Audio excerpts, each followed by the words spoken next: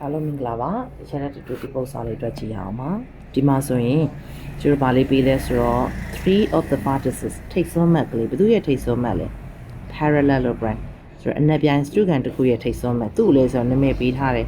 အဲ့တော့ဘယ်လိုပဲဆွဲပေါ့ကိုယ့်ရဲ့မျက်လုံးထဲမှာပုံချမ်းထဲမှာ AOD ဘက်ကရင်ချရ cyclic order အတိုင်းဒီလိုပဲသွားရမယ် A ပြီးရင် B B ပြီးရင် C C ပြီးရင် D ပေါ့အဲ့လိုမဟုတ်ဘူးကိုယ့်နာမည်ကိုအောက်ကနေစပြီးရင်ဒါညာဘက်ကိုသွား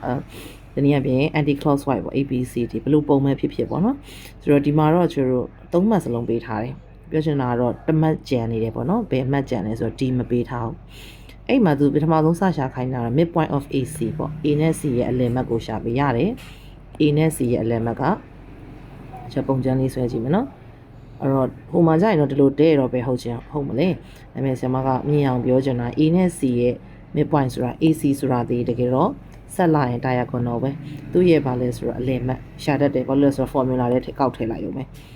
midpoint formula လေးကဘယ်လိုသုံးမလဲ midpoint ဆိုရင်ကိုရှာခြင်းတဲ့အမှတ်နံပါတ်ရဲ့ x ချင်းပေါင်းလိုက်ရုံပဲနှစ်နဲ့စား y ချင်းပေါင်းမယ်နှစ်နဲ့စားရုံပဲအခု a ရဲ့အမှတ်သိတယ်လေကျွန်တော်10 -10,1 ပဲ c သိတယ် 14,4 အဲ့ဒါကိုကျွန်တော်တို့ a စရှာမယ် the midpoint of AC ဘာဖြစ်မလဲပေါင်းရုံပဲအနုတ်30ရဲ့14ရဲ့ပေါင်းနှစ်နဲ့စား1ရဲ့04ရဲ့ပေါင်း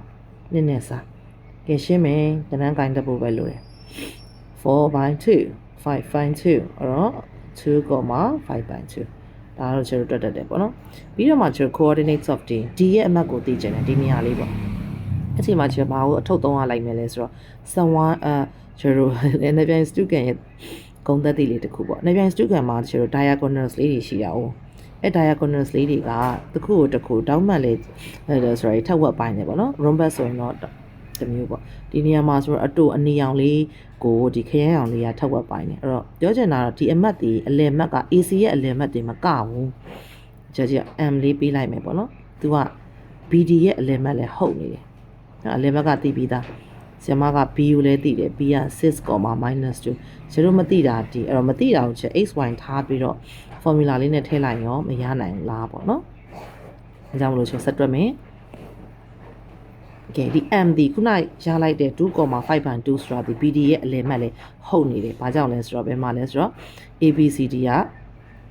parallelogram ဖြစ်နေလို့ parallelogram ABCD မှာ M is ဘာဖြစ်နေရလဲthe midpoint of PD ရဲ့အလယ်လည်းဖြစ်နေသေးတယ်နော်အဲ့တော့ B မှတ်ကိုပြောပါအောင်6ကျွန်မ D ကိုမသိလို့ x ထားလိုက်ပြီနော်အဲ့တော့ကျွန်တော်တို့6နဲ့ x နဲ့ပေါင်းမယ်2နဲ့စားမယ်ဝက်ချမ်းက -2 နဲ့ y နဲ့ပေါင်းမယ်2နဲ့စားမယ်အဲ့အဖြေဒီ midpoint ဒီခုနကမှရှာထားတဲ့ 2,5/2 အဲ့တော့ကျွန်တော် coordinate က x coordinateက2နဲ့တူမယ် y coordinateက 5/2 နဲ့တူမယ်ဒါလေးကိုကျွန်တော်တွက်ပေးနိုင်ရပြီx plus 6 plus x by 2 နဲ့ညီမယ်ဟိုကတော့6 plus x က4 x equal to ပေါင်းထားတဲ့ကြောင့်ဟိုကတော့ပေါ့နော်စသဖြင့်အနှုတ်2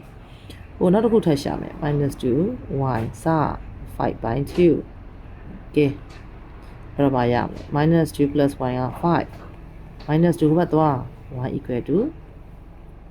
7အဲ့တော့ကျွန်တော်သိသွားတာကတော့ coordinate of x နဲ့ y နဲ့သိသွားတော့ဒီလောက်လေ-2,7 မှာဒါလေးကတော့ကျွန်တော် B ဖြစ်ပါတယ်